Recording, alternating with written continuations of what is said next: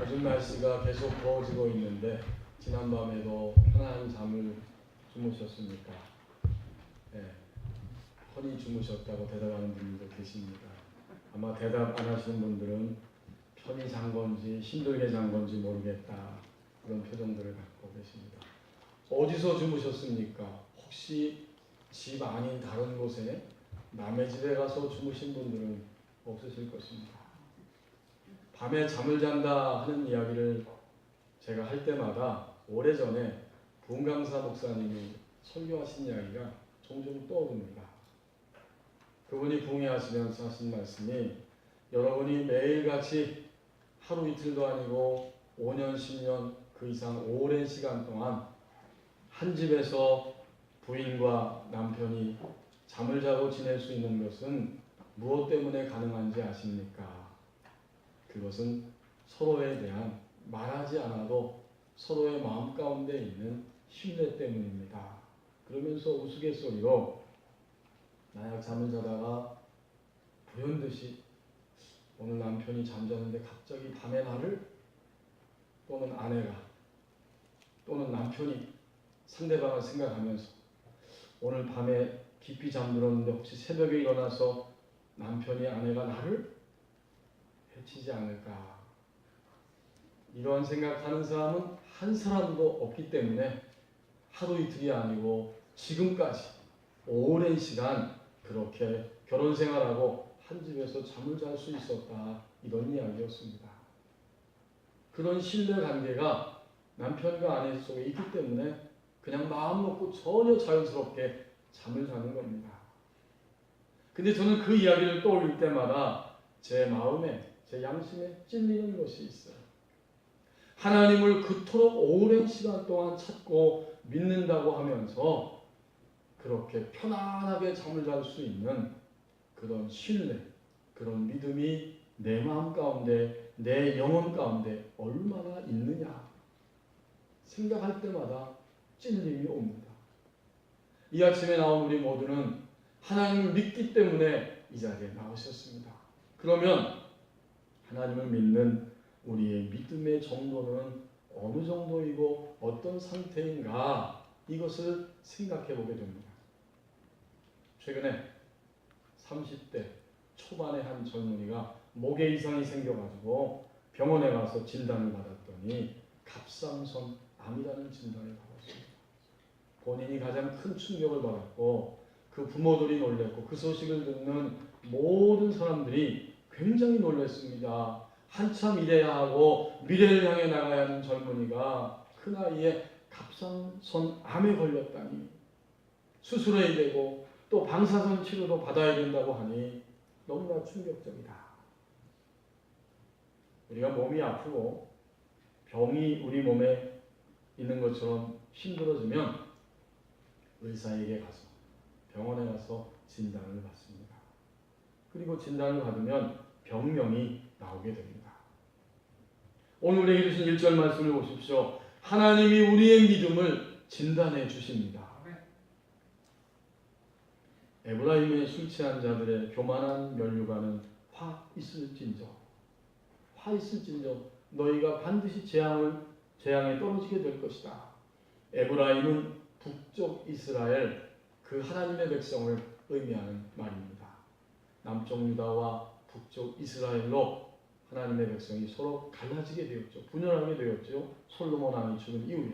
지금 이 남쪽 유다에 대해서도 하나님 말씀하시지만 오늘의 본문은 북쪽 이스라엘, 에브라임에 대해서 말씀하시면서 너희들이 사는 모습 보니까, 너희들의 신앙의 모습을 보니까 술 취하여 살고 술 취한 자들의 교만한 모습을 가지고 살아가고 있다.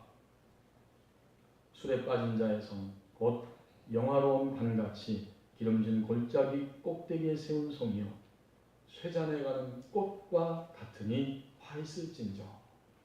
화가 있을 거다. 재앙에 반드시 떨어지게 될 것이다. 하나님 두 번씩이나 단호하게 말씀하십니다. 이 북쪽 이스라엘 백성들, 그들은 특별히 아름다운 수도를 가지고 있었는데 그 수도가 바로 사마리아 성입니다.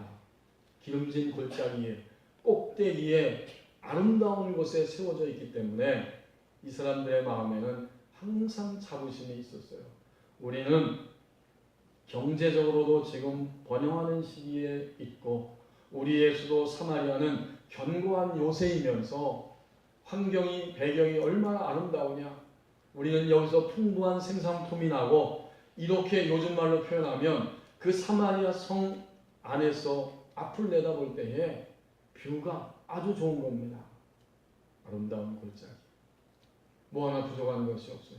그러다가 보니까 이 사람들이 자신들이 살고 있는 성읍에 대한 자부심이 지나칠 정도로 큽니다.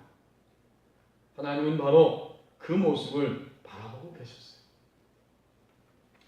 그래서 이사야 선지자를 통해서 말씀하신 것이 오늘 본문의 내용인데 1절에 보면 구체적으로 그들의 믿음의 상태를 두 가지로 진단해 주시죠. 곧 교만함과 술취함과 교만함입니다. 이걸 합쳐서 술 취한 자들의 교만한 면류관, 곧 사마리아 성 꼭대기를 이렇게 시적으로 표현하고 있습니다.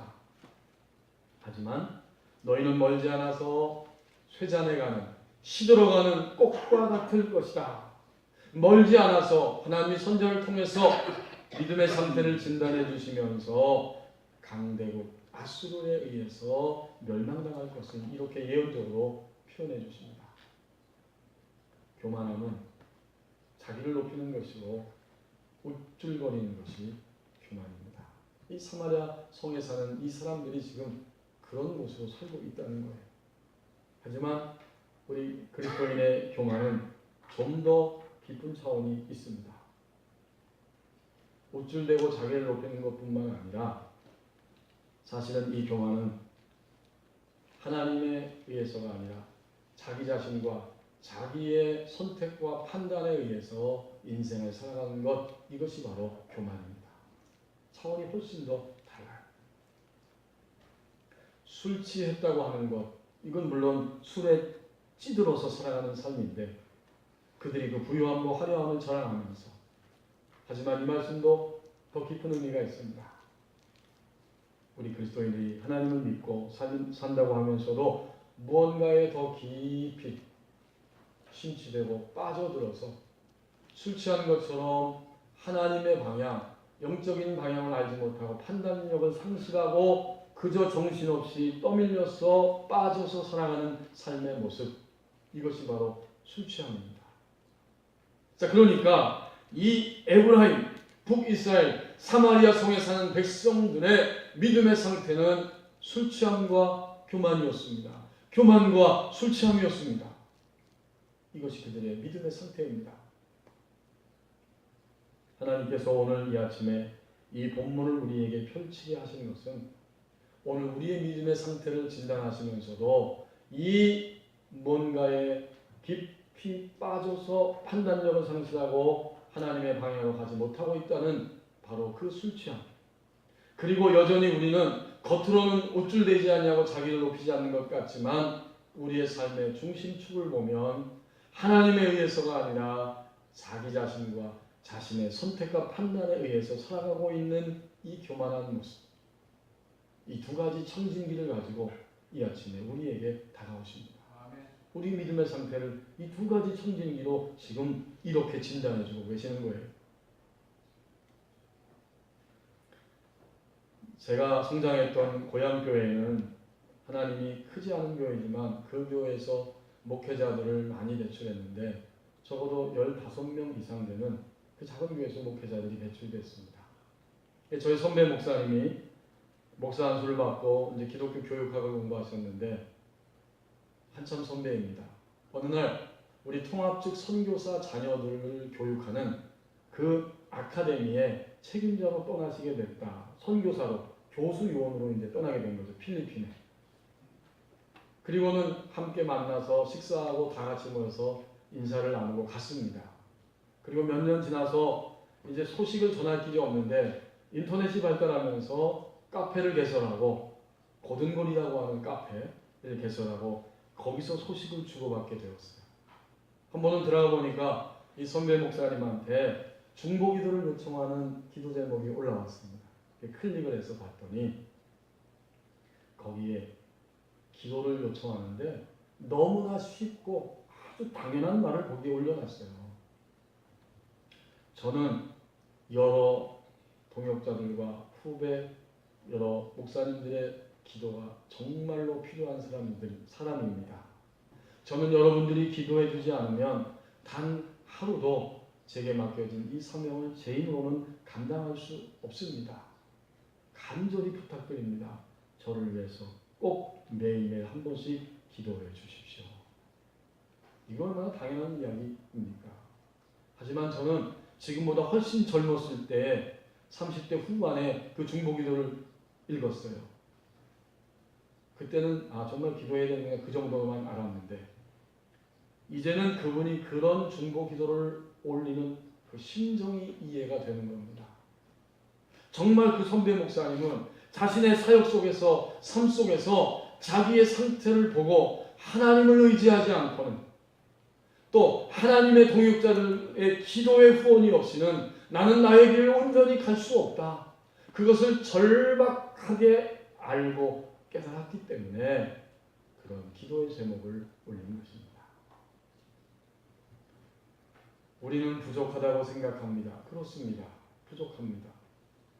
흔히 하는 말로 우리의 지식도 경제력도 외모도 그렇게 출중하지 않을 수 있습니다. 그러나 하나님 앞에서 하나님을 믿을 때 우리 그리스도인들은 부족한 것은 전혀 문제가 되지 않습니다. 정말 심각하게 문제가 되는 것은 내가 부족하다고 하는 사실을 절박하게 인정하지 않고 깨닫지 못하고 사는 것입니다. 그래서 그런 사람들은 그리고 우리들은 전적으로 하나님의 선택과 하나님에 의해서 우리의 인생을 운행하고 살아가지 못할 때가 너무 많습니다. 이것이 심각한 것이지 부족한 것은 그리스도인들 주님을 믿고 난 다음에 그리스도인들에게 전혀 문제가 안 돼요. 다만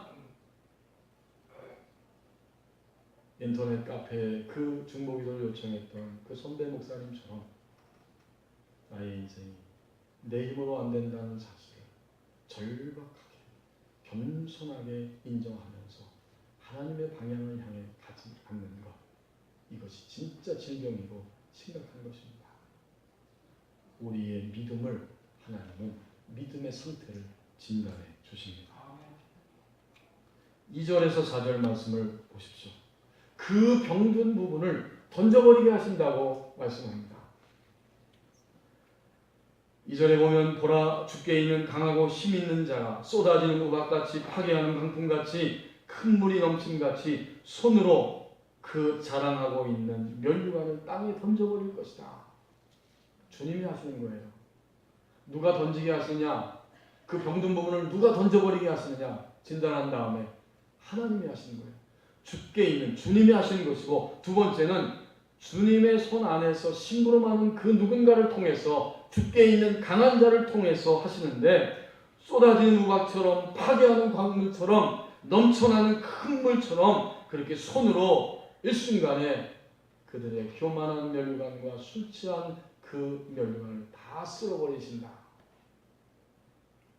3절에 보니까 다시 반복적으로 에브라임의 믿음의 상태를 진단하는데 역시 술 취함과 교만함입니다. 술 취한 자들의 교만한 면류관이 발에 밟힐 것이다. 4절에는 그 기름진 골짜기 꼭대기에 있는 그의 영화가 시들어가는 꽃이 여름 전에 처음 익은 무화과 같을 것이다. 자, 그러니까 그 영화가 금방 식을 거라고 하는 말씀이죠. 여름철 8월, 9월에 무화과 나무가 열려야 되는데 어떤 경우에는 초여름 6월 달에 무화과 나무가 열린 거예요.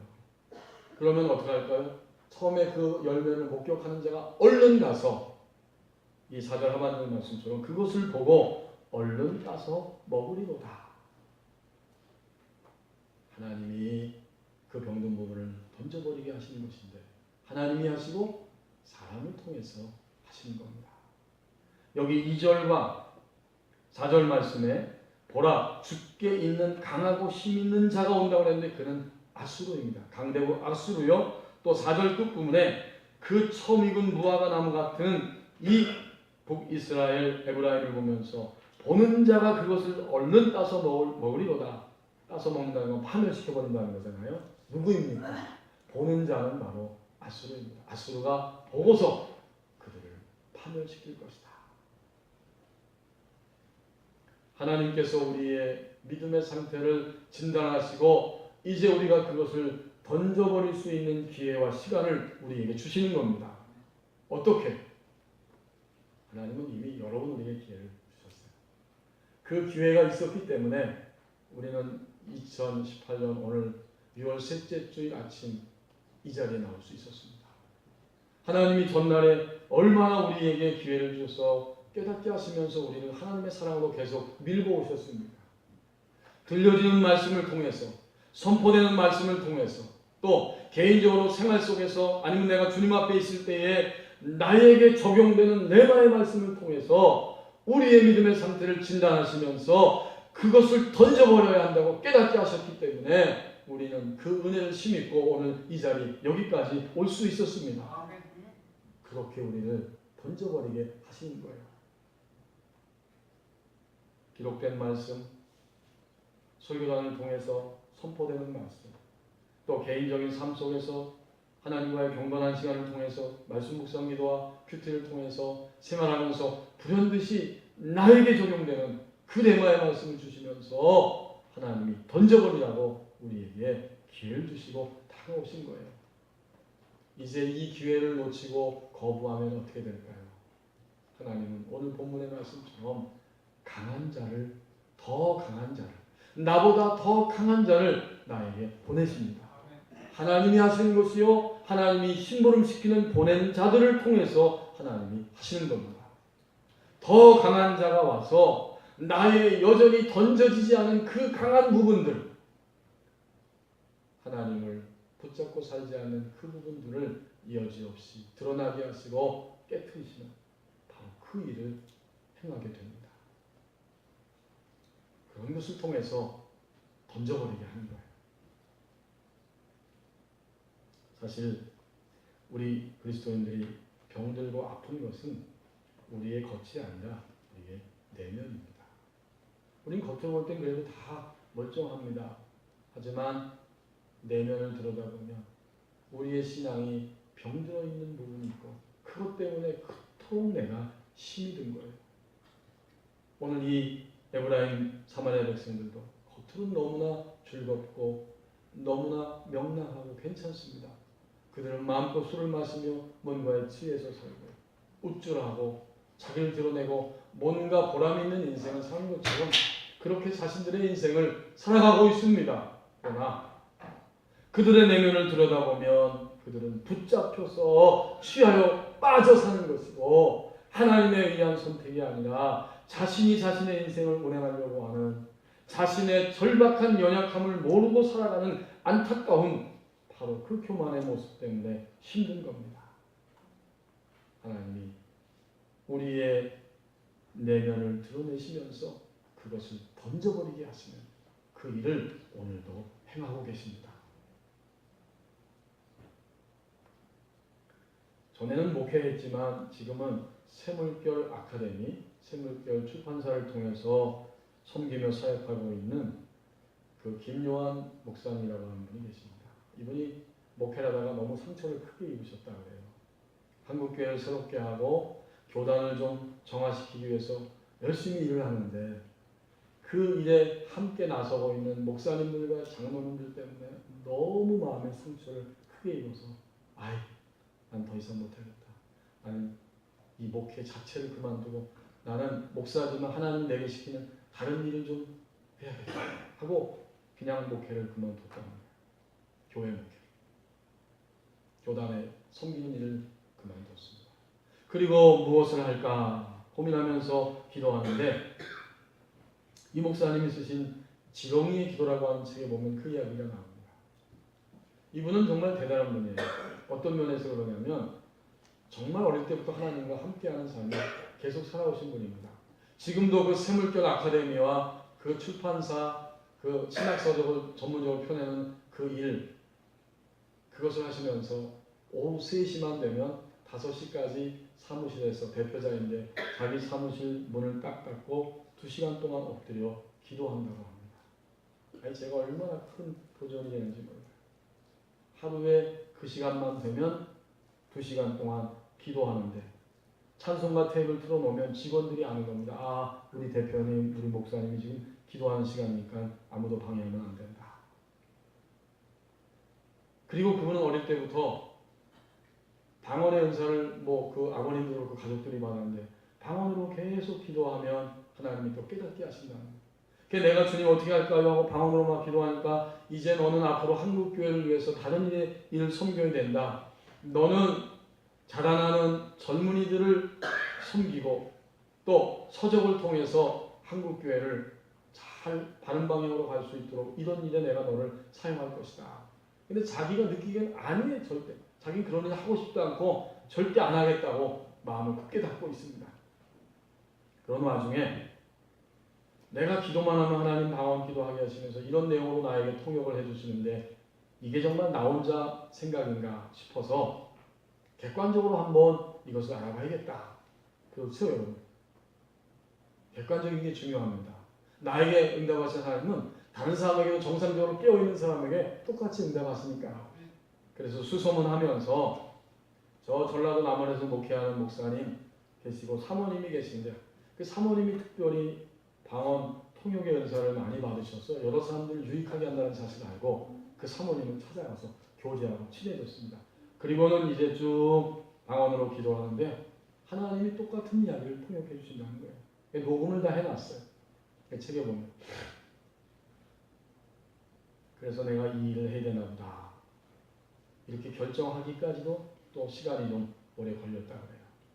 그런데 그 사모님과 친해졌는데 그 사모님이 한 번은 자신에게 그런 이야기를 하더랍니다.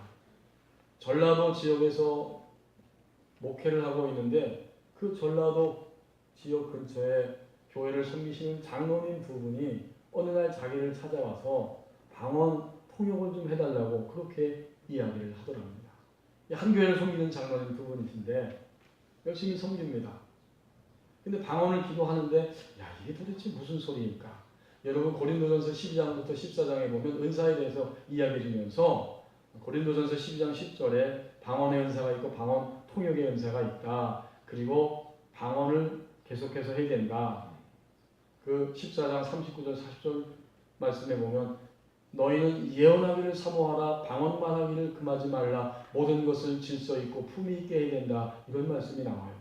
자 그러니까 이제 이 장로님 두 분이 방언을 하는데 무슨 이야기인지 궁금해서 그 사모님을 찾아가서 인사를 하고 통성명하고 같이 이제 기도한 다음에 방언 통역을 받는 겁니다. 인사를 했는데 장로님 중에 한 분이 자기를 조금 자랑하면서 이런 말씀을 하시더래요. 저는 하루에 3시간씩 방언 기도를 꾸준히 계속해 왔습니다.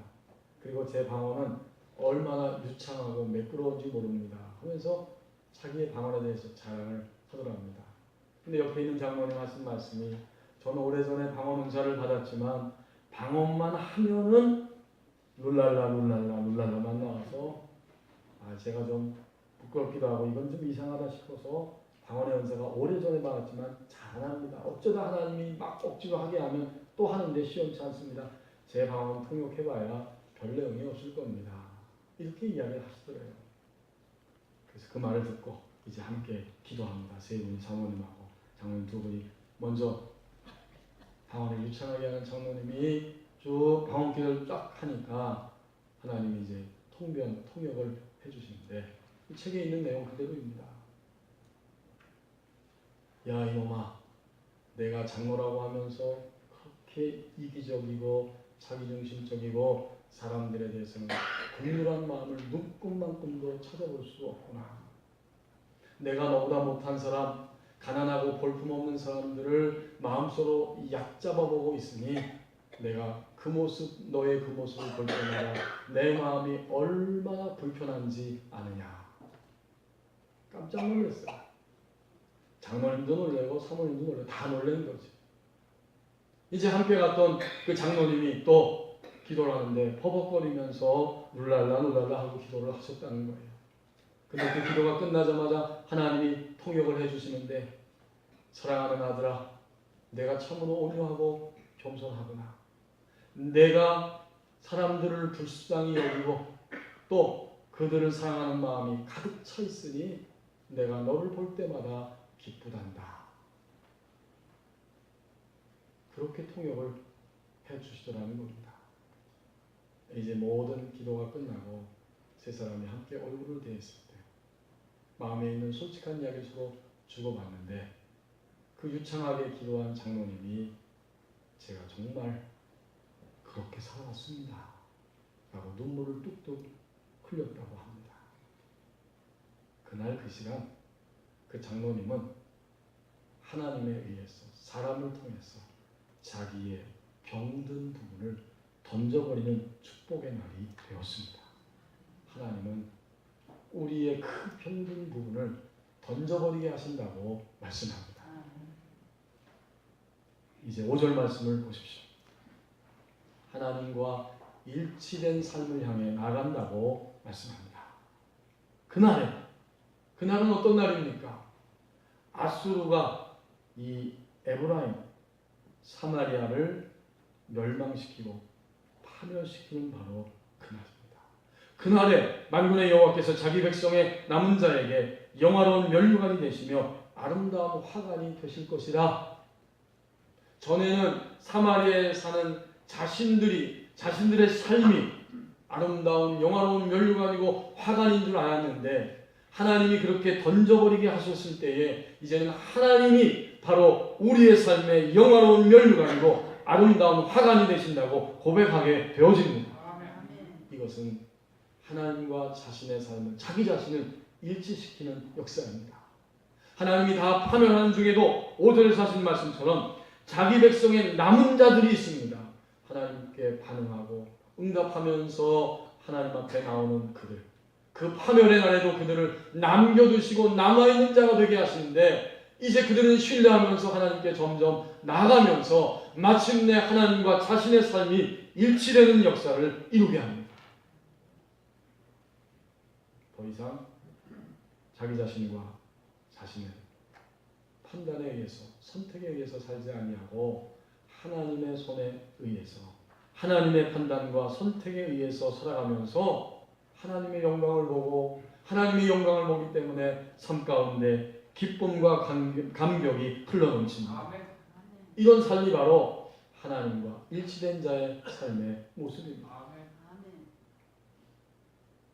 오래전에 소망교회 원로 목사이신 곽선희 목사님이 설교하면서 그 분선교회 열심히 하시는데 거기 글에 보니까 그런 이야기가 나옵니다.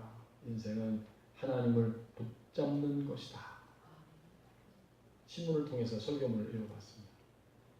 그렇습니다. 우리가 처음에는 하나님을 붙잡습니다. 그러나 조금 어려운 일이 우리에게 닥치면 하나님을 그만 놓치기도 합니다. 그런 연속적인 과정들을 통해서 내가 진정으로 붙잡아야 할 것은 하나님 그분이라고 하는 사실을 점점 깨닫고 실감하면서 하나님을 붙잡는 것, 그것이 바로 우리의 인생이다. 그렇게 붙잡을 때 어떻게 될까요? 하나님과 일치되는 삶을 향해 나아갑니다. 하나님이 서라 하는 곳에 서게 되고 하나님이 가라고 명령하신 그곳으로 가게 됩니다. 이게 점점 하나님과 일치하는 삶이 되는 거예요. 그러면 하나님이 그들의 삶 가운데, 남은 자들의 삶 가운데 영화로운 면류관이 되고 아름다운 화관이 되시고 그들의 삶 가운데는 감격과 기쁨이 매일매일 흘러넘치게 됩니다. 하나님은 우리를 이러한 자리까지 끌고 가시기를 원하십니다. 좀 전에 말씀을 드렸던 그 김요한 목사님이 교회를 목회하실 때에 어느 날 서재에서 이렇게 설교를 준비하고 있는데 부목사님이 밑에서부터 막 뛰어 올라와서 문을 두드리고 합니다. 이 문을 열고 봤더니 목사님 지금 연락을 받았는데 저희 장인이 아주 위독하시답니다. 그래서 아무래도 다녀와야 할 것 같은데 휴가를 좀 주시면 시간을 좀 주시면 좋겠습니다. 그래서 빨리 가라. 다녀오라고. 그리고 보냈습니다. 그리고 1시간쯤 지나서 이 목사님도 당연히 염려가 되어서 이제 차를 타고 이대 목동병원에 갔습니다. 거기 가서 중환자실 앞에 도착해서 보니까 그 부목사님하고 가족 사모님이 있는데 하는 말이, 의사 선생님이 오늘 반나절 넘기기도 어렵다고 해서 다 연락을 했고 지금 가족들이 중환자실로 오는 중입니다. 이렇게 이야기를 했습니다. 그런데 그 말을 듣는 순간 이 김요한 목사님 마음 가운데 성령님이 자꾸 감동 주시고 밀어주셔서 말하게 하셔서 그 말을 던졌습니다. 하나님께서 오늘 장인이 오늘 하루에 돌아가시지 않고 일주일 동안 시간을 주신다고 하시네. 그리고 중환자실에서 중간에 한 번은 반드시 깨어나게 하실 것인데 그때 온 가족이 다 함께 모여서 서로 용서하고 화해하기를 바라신다네. 너무나 상상할 수 없는 이야기가 튀어나오는 겁니다. 그래서 알고 봤더니 왜 그런가 하고 그 목사님이 이제 그 가족의 상황을 들어봤더니 이 장인 아버지는 철저한 무신론자였다고 합니다. 어릴 때부터 교회 나가는 것 용납하지 않고 끊임없이 핍박하고 힘들게 해서 그 부목사님 사모님뿐만 아니라 그 처제들, 딸들이 마음에 상처로 가득 차서 증오심으로 가득 차 있다는 겁니다. 그런 사정이 있었던 거예요. 그래서 하나님은 이제 기회를 주시는 겁니다. 하나님께서 하신 말씀대로 모두가 다 중환자실에 매일매일 와 있는데 중간에 한번 딱 깨어났어. 온 가족이 뛰어들어가서 눈물을 흘리면서 서로 용서하고 화해하는 그런 기쁨의 시간을 맞이할 수 있었습니다. 더 감사한 것은 그 생의 마지막 숨이 끊어지기 직전 그 결정적인 순간에 이 아버님이 예수님을 구원의 주님으로 영접했습니다. 의사 선생님은 의학적으로 반나절 정도 진단한 것은 맞고, 하지만 하나님이 그 가정을 보시면서 하나님께서 영화로운 아름다운 화관이 되시기 위해서 그 가족들에게 그런 놀라운 기회를 주신 겁니다. 이제 그 모든 사건을 통해서 정말 하나님과 일치하는 그러한 사람들을 통해서 하나님이 어떤 역사를 자신과 주변에 있는 사람들에게 일으켜 가시는지 그 사실을 그날에 목도할 수 있었습니다. 하나님은 남겨진 자들, 하나님과 일치하는 삶을 향해 점점 나가는 자들에게 영화로운 면류관이 되시고 아름다운 화관이 되셔서 하나님의 영광을 보고 하나님의 기쁨 가운데 참여하게 하십니다. 오늘 우리의 삶은 누가 이끌어가고 있습니까? 적어도 이 자리에 나오신 우리는 모두가 고백하기를 하나님이 이끌어가지요 라고 고백할 것입니다. 돈도 이끌어가고 물질도 이끌어가고 건강도 이끌어가고 지식도 이끌어가고 지금까지 여러 것들이 다 우리를 여기까지 이끌어왔어요. 하지만 그 모든 것들을 붙잡고 계시고 허락해 주시고 공급해 주시고 역사해 주시는 분은 하나님 아버지이십니다. 궁극적으로 우리의 삶은 하나님이 이끌어 가십니다. 믿음의 상태를 진단해 주시고 그 병든 부분을 던져버리게 하십니다. 마침내 하나님과 일치시키는 삶을 향하게 나가게 하시면서 하나님의 손길로 우리를 이끌어 가십니다. 기도하겠습니다.